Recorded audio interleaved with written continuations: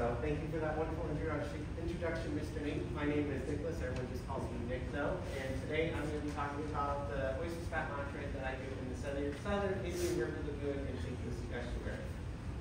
So some background about oysters. The species that we focus on is the eastern oyster, Cassiosaura verdigata.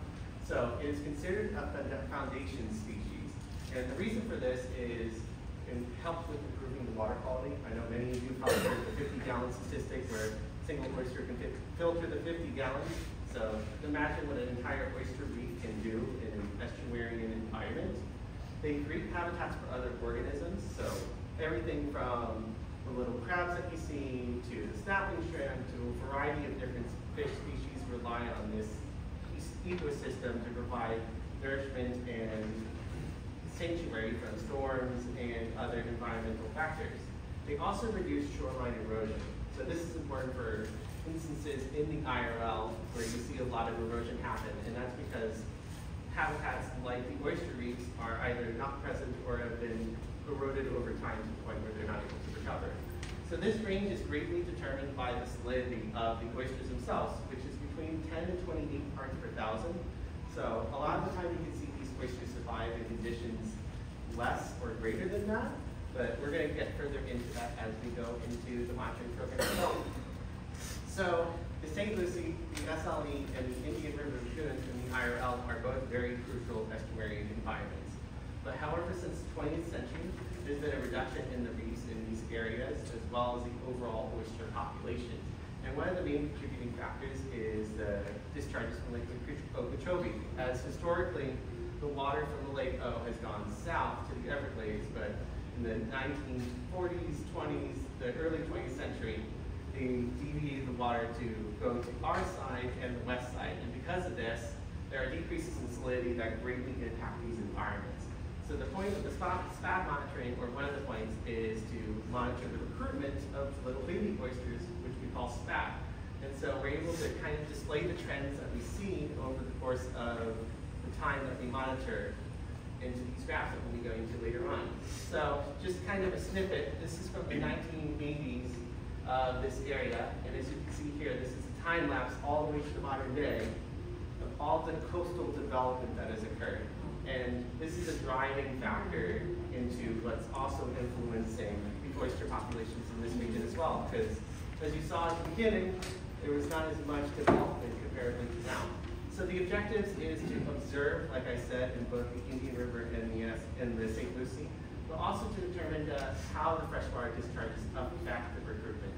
So the hypothesis, or the overall hypothesis, is the SLE would have higher numbers in the IRL, just due to the fact that it fits more within that overall saline range that the oysters have, that 10 to 28. And so I go every month to 7 different locations across the Indian River and SLE. So there's Pendarvis Park, which many of you are probably familiar with. There's Flagler, where that's downtown Stewart area.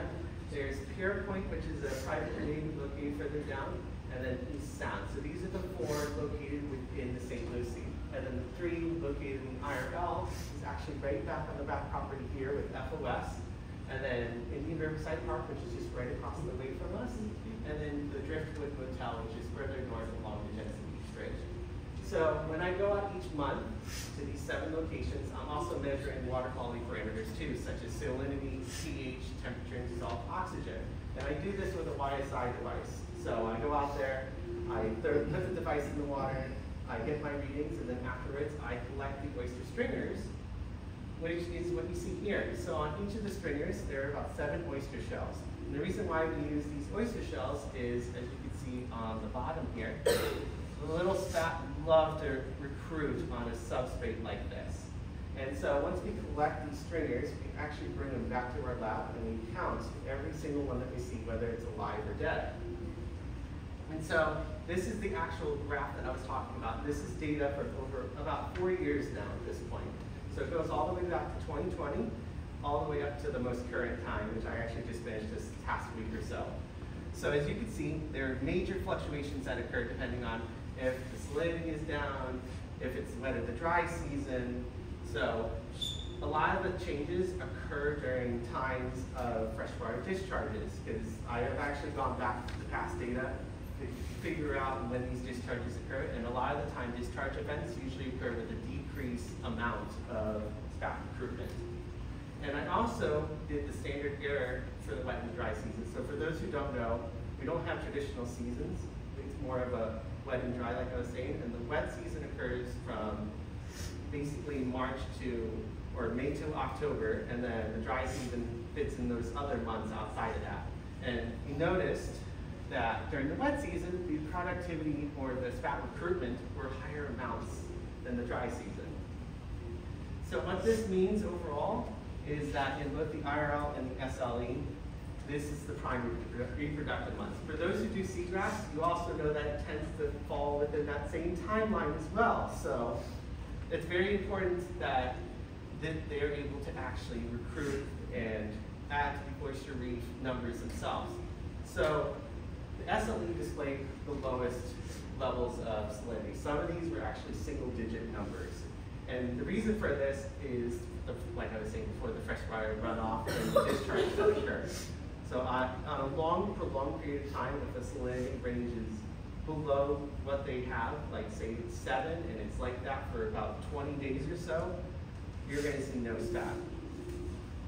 So to conclude with overall that I've seen and what we've observed through this monitoring program is there are a number of possibilities that this can go. So we can definitely implement this on a more widespread basis across the Indian River, like having other counties participate in this, so that we can get an overall picture of the overall health of the Indian River in different areas. So for instance, if we're not doing as well as say like Indian River County or even Brevard County, it'd be great to get an overall picture of like what we can do better and what's affecting these spat numbers. And so another contributing factor is in recent months, we've actually contributed to the study, to this monitoring program more by implementing video recordings. So we actually, at each of the 7 sites, stick a GoPro underneath the surface, and we actually record what's going on there. And this is important because this actually shows us the differences between each of the 7 sites. Because each of the 7 sites is very dynamic from one another. So this is actually Pendarvis Park. So you can actually see there actually are still live oysters there. So, but the other thing that I always like to point out too is, if you listen, you don't really hear anything going on. So if you've ever been underwater, you know it's not quiet. There's always all kinds of noises and different animals swimming around. But as you can see at Pendarvis Park, which is the closest to where the discharges occur, because it's literally almost freshwater sometimes, there's almost nothing here. And so, to compare, we're going to actually go to the Indian River, and we're actually going to go right across the way here to Indian Riverside Park. So, thank you, Mr. Nate. You're going to see the big difference here. So, listen, you hear noises, you hear sounds. It's a little more dynamic. There's more organisms and diversity going on here. So this is the Indian River. And so later on, actually something that we also see some fish swimming around too. So this shows that like the Indian River, when freshwater discharge events occur, tends to fare a lot better than the St. Lucie estuary. And that's just simply because of the proximity. So it's further away and it's closer to the ocean. So it's able to kind of control that saline balance more. So at some point, the fish will come swimming around. I forgot how long some of the videos are. So this is a new process that we've been implementing each time we go out. And hopefully it will contribute to the overall like big picture of displaying what occurs in these environments, as well as just kind of creating a fuller picture for public, members of the public, as well as other stakeholders and everything, to kind of get an understanding of why it's so important to protect and conserve these crucial environments and this crucial species. So before I end, I just want to thank everyone who has participated and helped me along this path. The entire research team, Mr. Nate, all the research members that we see in this photo here, they have all greatly helped me in this process of actually running this monitoring program, which I've been doing for over 6 months now, which is kind of crazy to think about. I also want to thank Emily Sermont that you see here from the Department of Environmental protection. She's actually kind of my oyster buddy in that organization, where we constantly chat and talk about observations that we've seen over the past month, because she does the exact same thing I do, just for that organization. And then I also want to thank Dr. Anna Davis. She actually was a visitor that meeting Mr. Nate hosted, that actually contributed to the video GoPro feed that you saw today. So that was her idea, that she wanted to test out with us to see how it worked. And so far, I think it's working wonderfully. So that is my references, and thank you very much.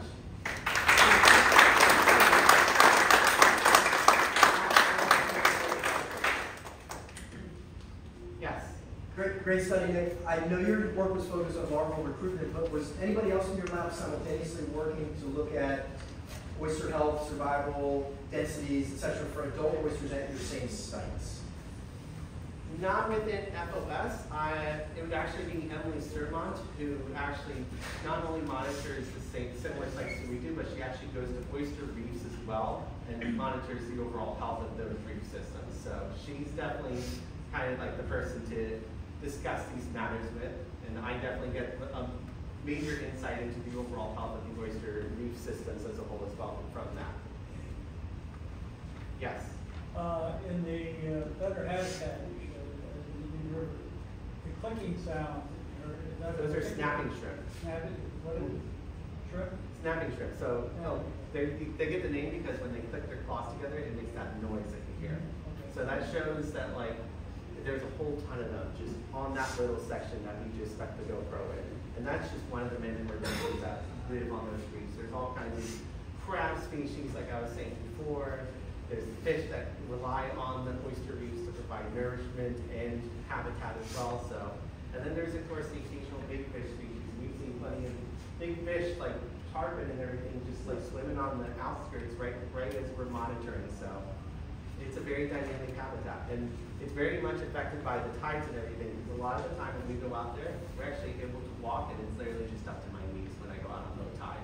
And other times when it's high tide, it's up to my waist. So it's constantly kind of changing, and there's all kinds of different organisms coming in and out of the tides as well. Any other questions?